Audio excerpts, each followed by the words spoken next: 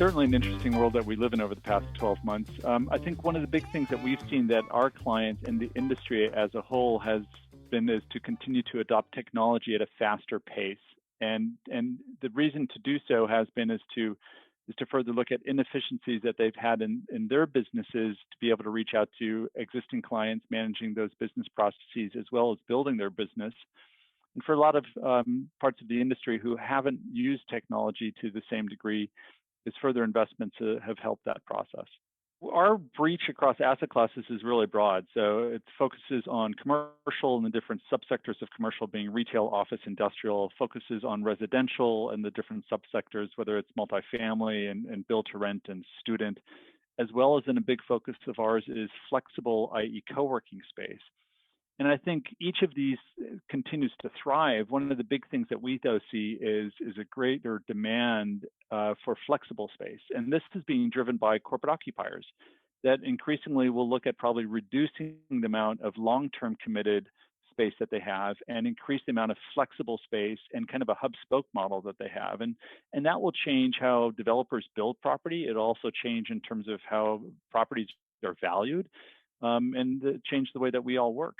You know, the overstatement that the office is dead is certainly not something that's happening. And you know, sometimes you hear those stories. I think that the overall space that a corporate uses will more or less stay the same, but it will be the division between permanent and flexible space and smaller space closer to where people live. I think that's the big transformation that will happen.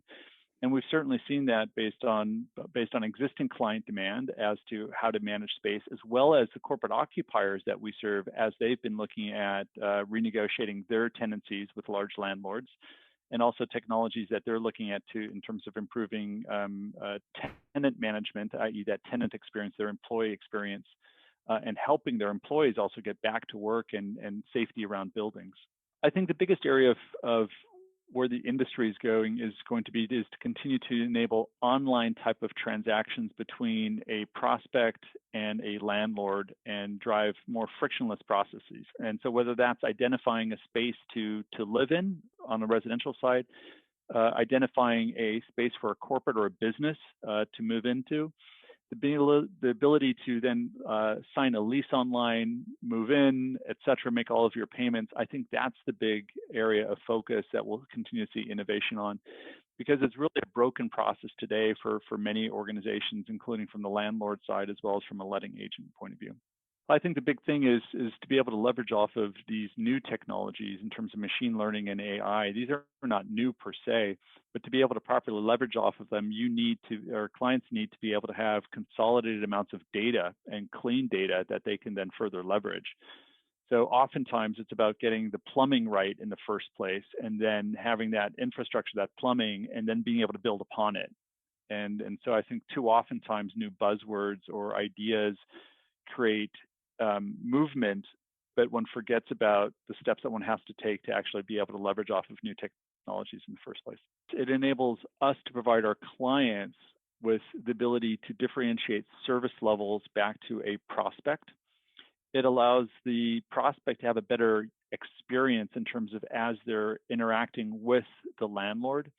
It also provides our clients with a tremendous amount of data that they can then manage more effectively in terms of different identifying insights more effectively, using those data insights to then develop strategies, and more importantly, executing on those strategies. So there's many different examples in terms of what one could use those tools for, but again, one needs to have an aggregation of clean data to be able to leverage off of some of these new terms.